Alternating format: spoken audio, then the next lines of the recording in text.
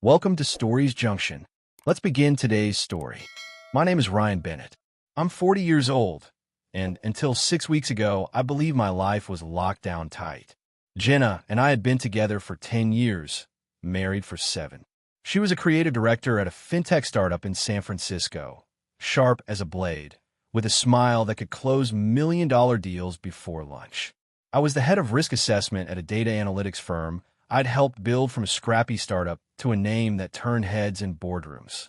We were the couple you'd see on social media, all polished posts and power moves, dinners at Michelin star restaurants, her in a tailored blazer, me in a suit that cost more than my first car. But the thing about a perfect facade is it's only as strong as the secrets it hides. And secrets? They don't scream. They whisper. Jenna's late nights, her phone practically fused to her hand, the new passwords she never shared. I'm not the paranoid type. I'm trained to spot patterns, to dissect anomalies in data streams, to predict threats before they materialize. That's my job, and I was starting to see a pattern in her. It began with small things, the kind you could brush off if you weren't paying attention. She announced she was flying to Seattle for a strategy summit with her company's leadership team. I offered to book her flight using my points, something we'd always done to keep things efficient. "No need," she said, her voice just a touch too sharp. "It's already handled." I raised an eyebrow, but let it slide. Later, I watched her pack, a black dress, low cut, clinging to her like a second skin. Not the kind of thing you wear to a conference room full of suits. "Who's going to be there?" I asked, keeping my tone casual, leaning against the bedroom doorframe. "Oh, the usual, some VPs, a couple of angel investors." "No one you'd know," she replied, folding a silk scarf with a precision that didn't match the nonchalance in her voice. Her eyes didn't meet mine. "Safe travels," I said, and she flashed a smile that didn't reach her eyes. That week, I was buried in work. My firm was in the final stages of a high-stakes acquisition audit for a global tech conglomerate. If we nailed it, we'd be looking at international contracts, new offices, and a revenue stream that would put us in a whole new league. My team was running on fumes, stress testing our data pipelines, double-checking encryption protocols, and ensuring every compliance box was ticked. I was the one holding it together, reviewing every line of code, every access log, every potential vulnerability. Still, I made time for Jenna. I texted her each night, just checking in. Her replies were short, perfunctory. "Crazy day, talk soon."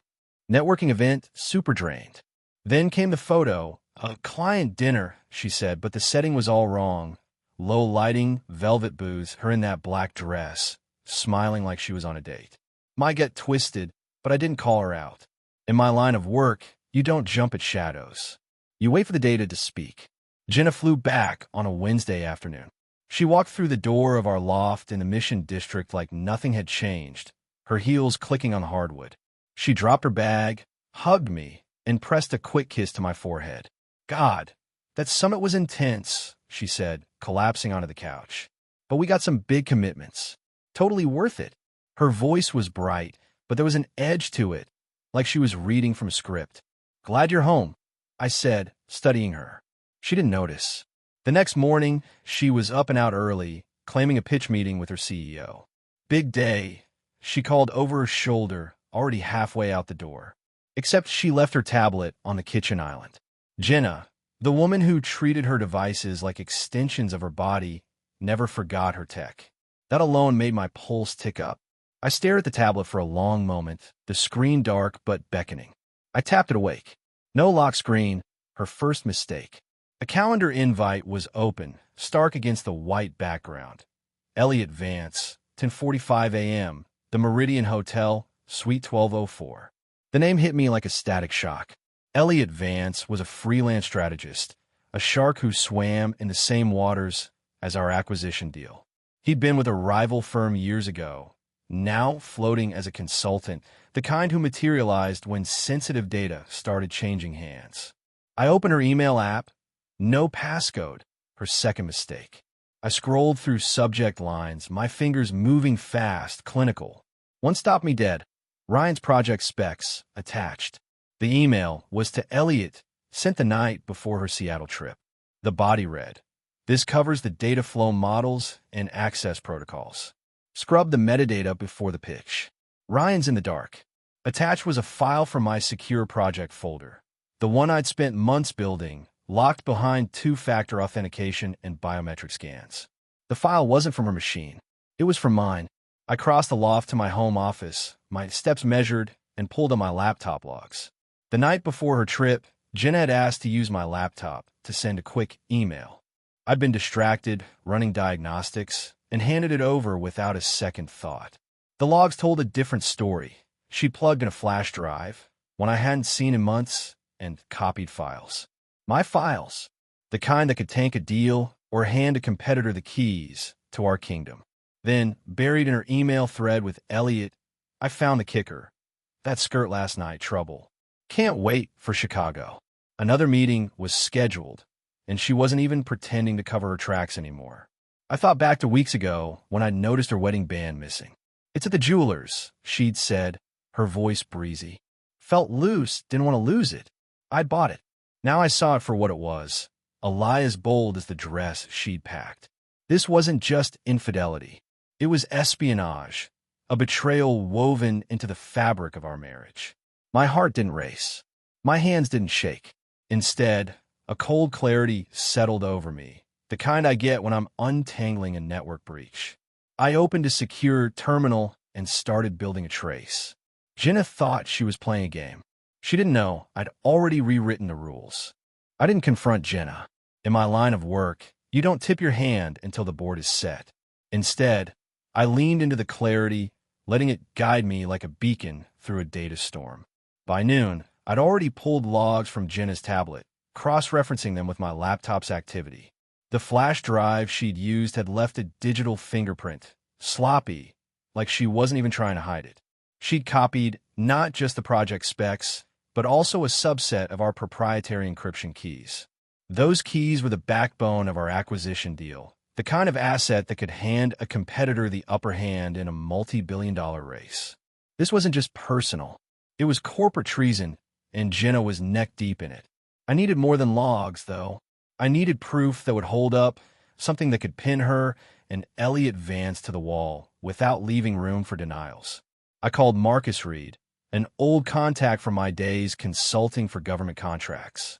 Marcus was ex-CIA, the kind of guy who could find a ghost in a fog bank and make it sing without breaking a sweat. We'd worked together on a classified project years back, tracking data leaks across dark pools. He didn't need small talk or sob stories, just a target and a deadline. I gave him the rundown. Jenna had accessed restricted files from my laptop and funneled them to Elliot, who was likely feeding them to a rival firm circling our acquisition. I needed their communications, their movements, and hard evidence of the handoff. Marcus didn't hesitate. "Give me 48 hours," he said. "I'll get you something you can use." While Marcus worked, I dug deeper. Jenna's tablet was a gold mine of carelessness. Her email app was still open, and I found a thread with Elliot buried in a folder labeled miscellaneous. They weren't even using encrypted channels, just standard email like amateurs. The messages confirmed the Chicago meeting. The Meridian Hotel, Suite 1204, 10:45 a.m., 2 days from now. Elliot had written, "Bring the updated schemas. We'll finalize the pitch there."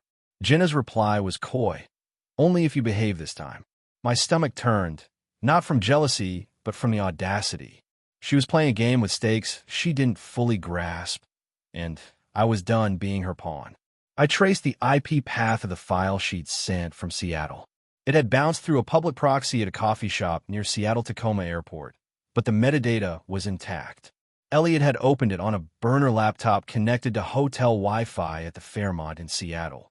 The same night Jenna claimed she was at a team dinner.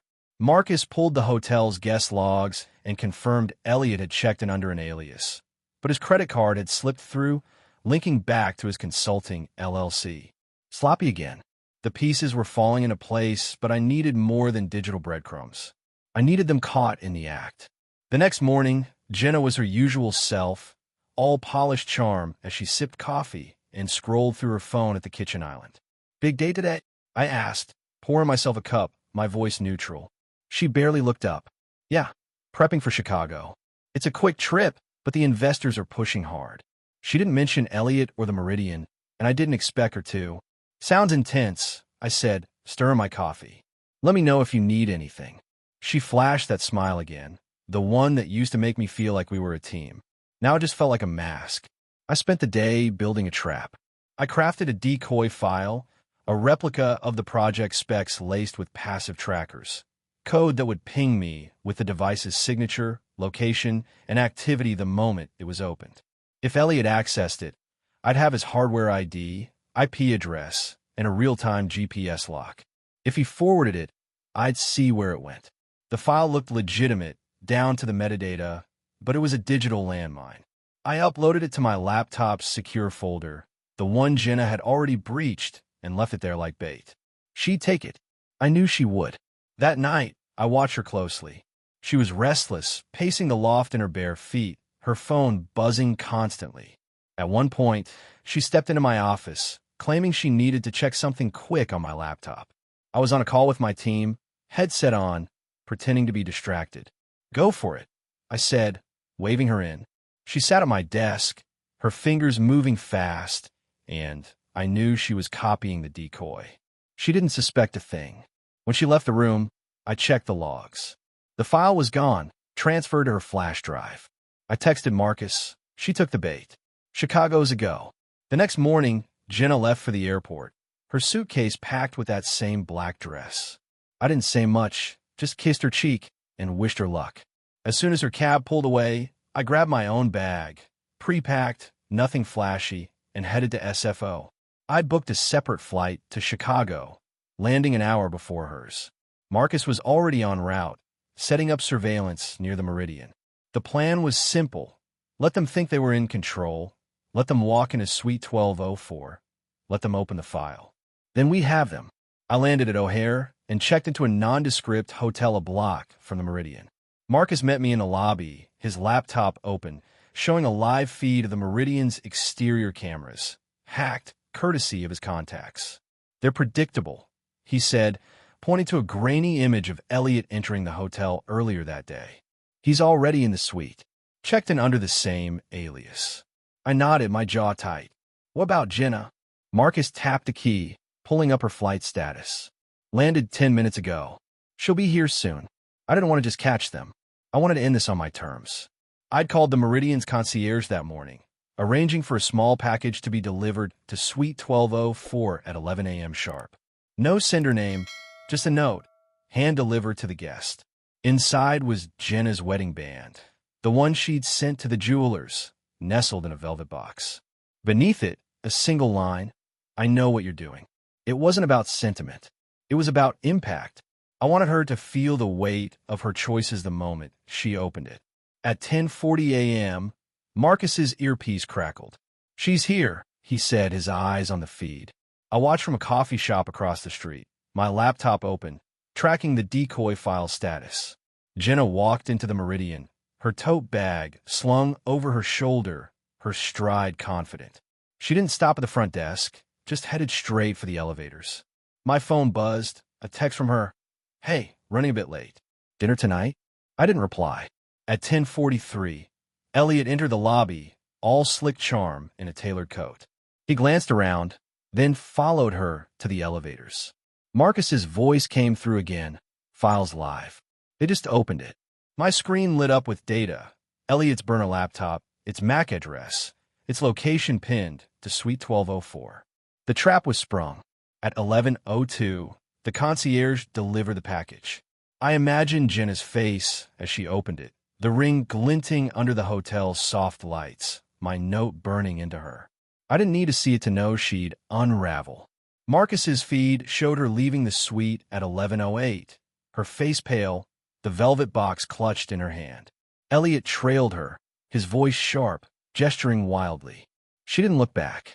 She stepped into the lobby, her eyes scanning the street, and for a moment, they locked onto mine through the coffee shop window. I raised my cup a slow salute. Her expression froze, all her carefully curated confidence gone. I stood, left a tip, and walked to Marcus's car. We didn't speak. He just drove. Jenna didn't come home that night. I didn't expect her to. After she'd stormed out of the Meridian Hotel, clutching the velvet box with her wedding band, I knew she'd need time to regroup, to spin a new story in her head. But I wasn't playing her game anymore. I flew back to San Francisco that afternoon, the data from Elliot's burner laptop still streaming to my secure server. The decoy file had done its job. Every keystroke, every email header, every connection his device made was mine. Marcus had already pulled a full device signature, MAC address, system specs, even the VPN he thought was hiding him. It wasn't. We had enough to bury him, but I wasn't done with Jenna yet. I needed her to make a move, to show me how deep this went. Back in her loft, the silence was louder than usual. Her absence left a void, not of love, but of routine. The coffee maker she always used sat untouched, her favorite mug still in the dishwasher. I didn't care about the emotional fallout, not yet. My focus was surgical. Protect the firm, protect the deal, protect myself. I spent the evening analyzing the data Marcus had sent. Elliot's laptop had forwarded my decoy file to an encrypted server linked to a shell company in Delaware, one tied to the rival firm circling our acquisition. The metadata showed Jenna's involvement at every step. She'd sent the original specs, coordinated the handoff, even suggested the Chicago meeting. Her emails to Elliot were a mix of strategy and flirtation, each one a knife in the trust we'd built. One message stood out. Once this deal closes, we're set. Ryan's too focused on his screens to notice. She was wrong about that. I called Marcus at midnight. What's our next move? I asked, my voice steady. He was holed up in a Chicago diner, still tracking their movements. She's laying low, he said. Checked into a boutique hotel near the Loop, paid cash. No contact with Elliot since the Meridian. He spooked, ditched his burner, and went dark. I leaned back in my chair, staring at the city lights through the loft's floor-to-ceiling windows. She'll reach out to him, I said.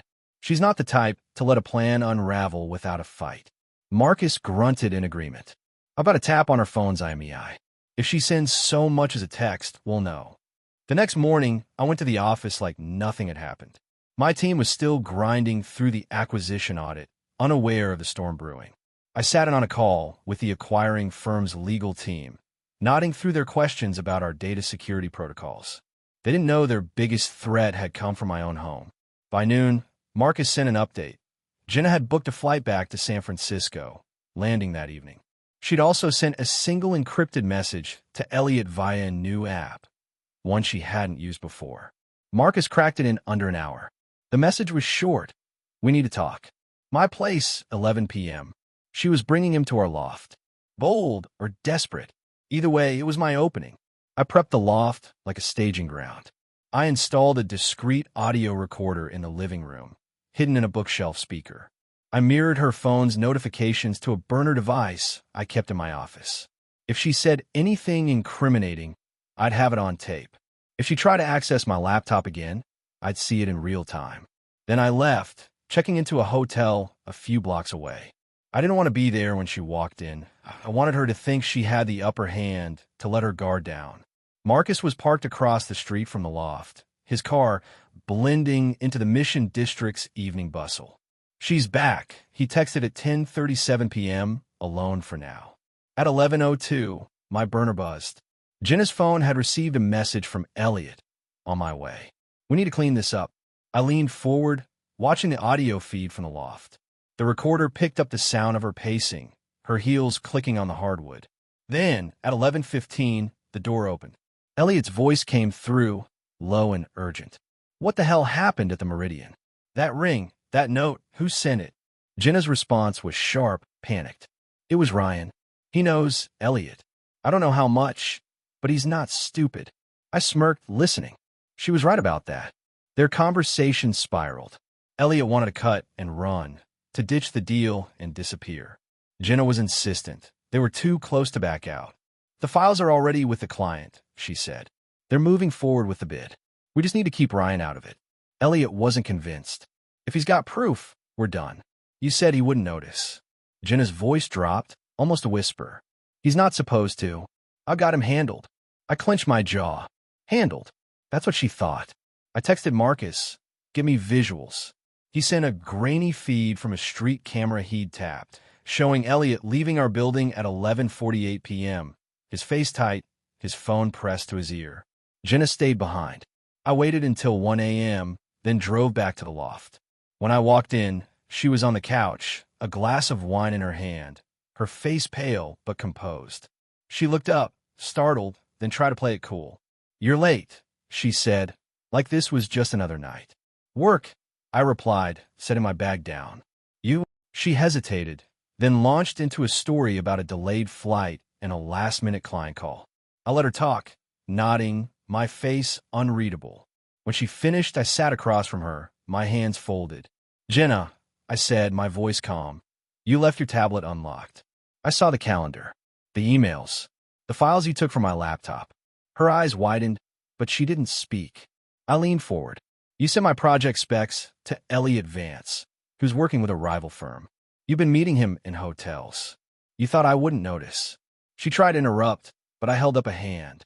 "Don't. I've got the IP logs, the file transfers, the messages, including the one you sent tonight."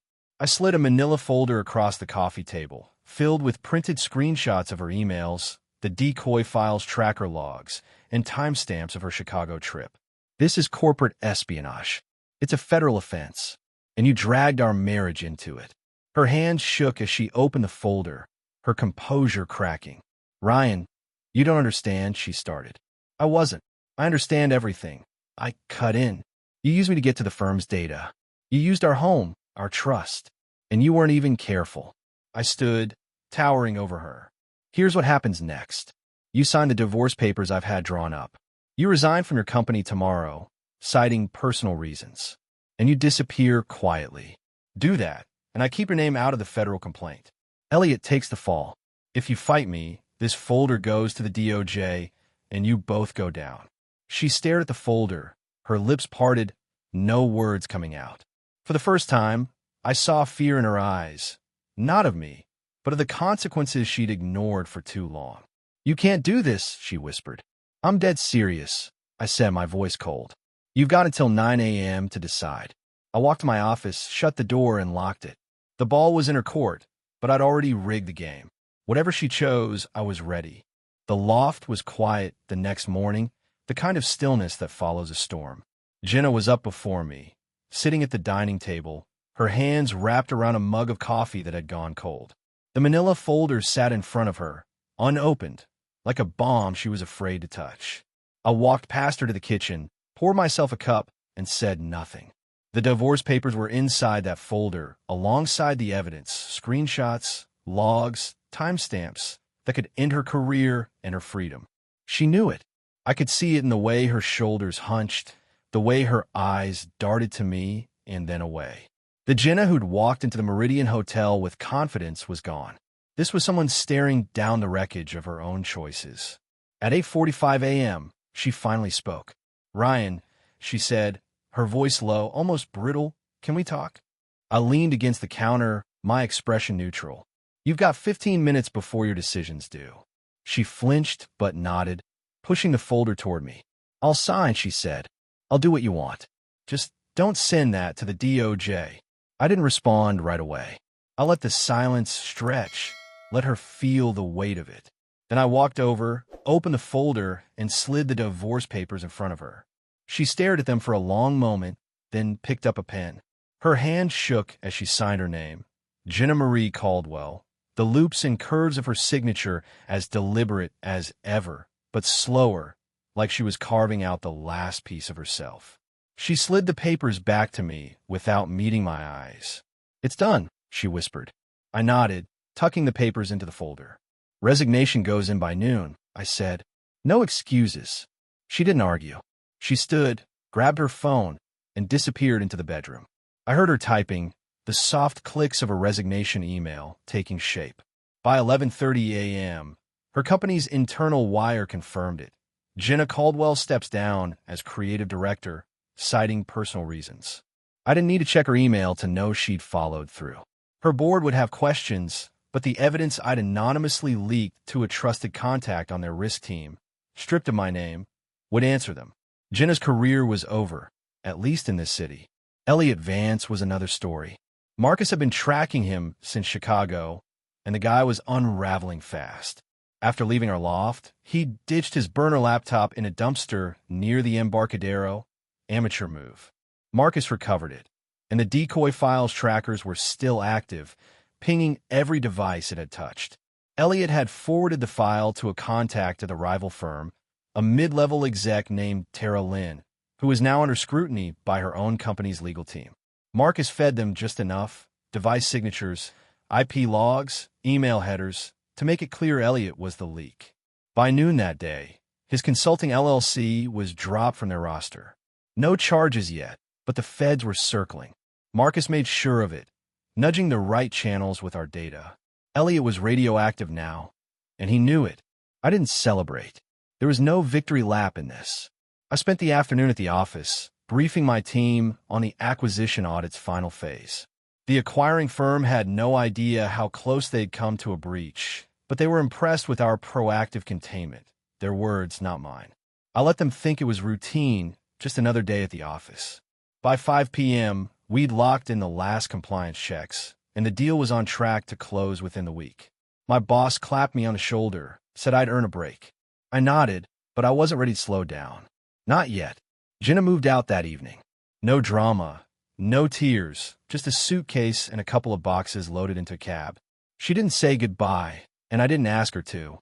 The loft felt bigger without her, but not emptier. It was like a server room after a reboot, clean, quiet, ready for something new.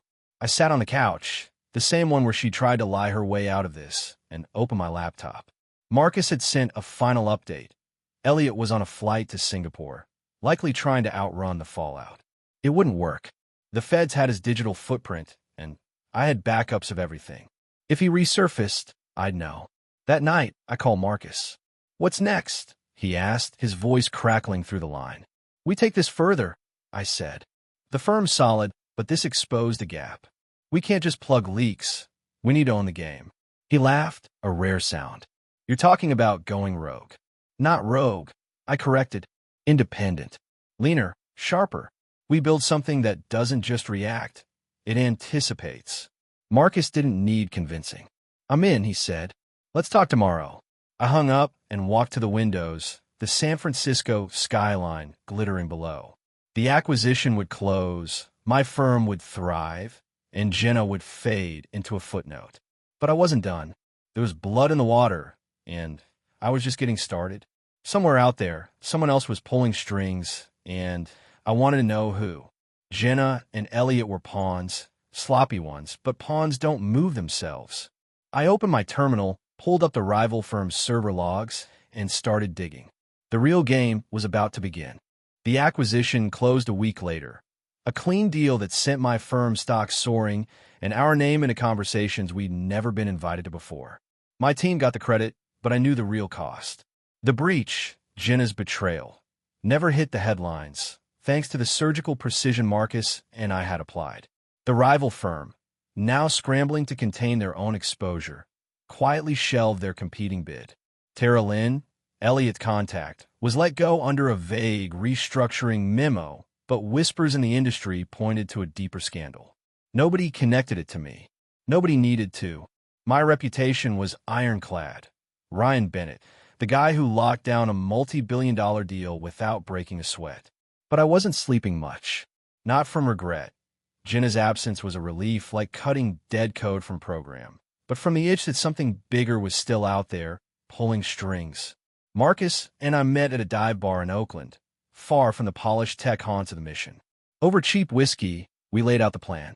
"We're not just fixing leaks anymore," I said, sketching a rough org chart on a napkin.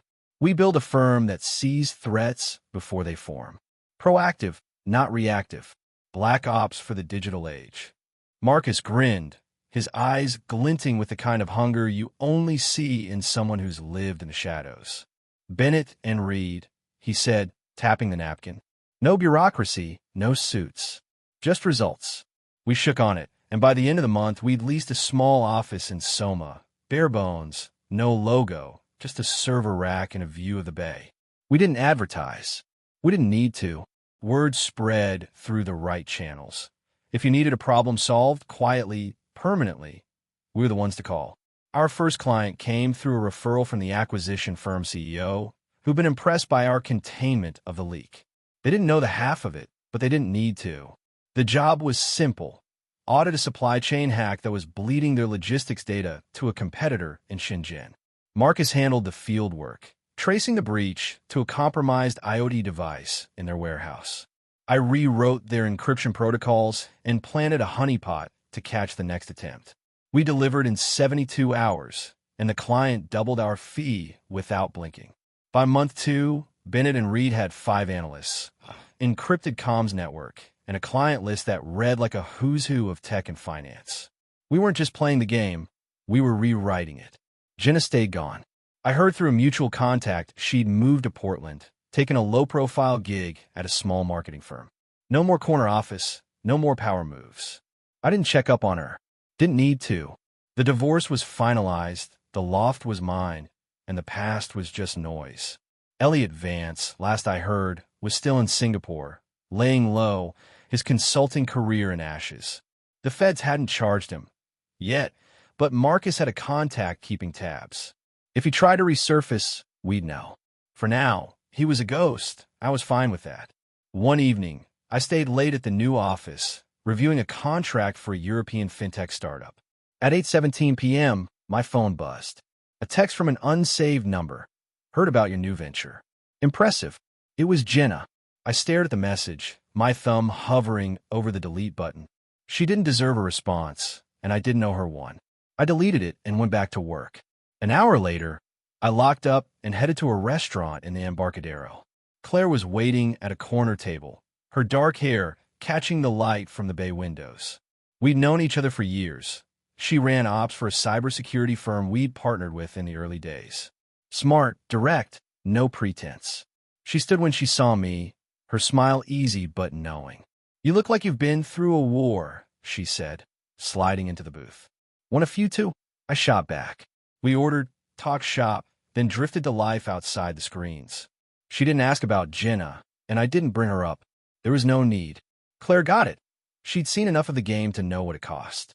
Dinner stretched into drinks, then a walk along the waterfront. The air was crisp, the city humming around us. For the first time in months, I felt unburdened, like I'd shed a layer of static.